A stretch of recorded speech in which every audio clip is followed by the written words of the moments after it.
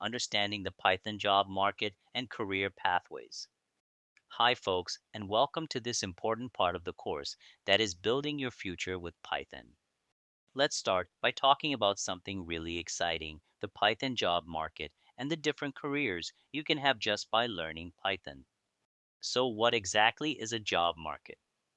You can think of it like a big store where companies go to find people with specific skills. Right now, Python is one of the most in demand skills in that store. Why is Python so popular? Because it's easy to learn and super powerful. Companies use Python for all kinds of things, like building websites, also called web development, looking at numbers to find patterns, that's data analysis, teaching computers to think and learn, that's machine learning and artificial intelligence, making boring tasks happen automatically, that's automation, and protecting computers from bad guys, that's cybersecurity. So when you know Python, you open the door to many career paths, like software developer, data analyst. Please don't forget to subscribe to my channel and click on that like button if you like my video. Also click on that notification bell.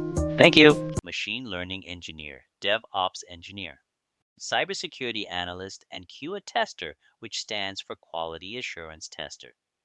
You don't need to decide right now which one to choose, but it's good to know what's out there. It's kind of like having a map, it helps you understand where you might want to go next. And here's some really good news. Today, many companies don't require a college degree. What they really care about is, can you do the job?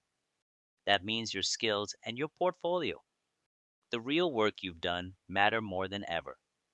In the next videos, we're going to learn how to build a strong Python portfolio, something you can proudly show to employers, clients, or even use for freelance work.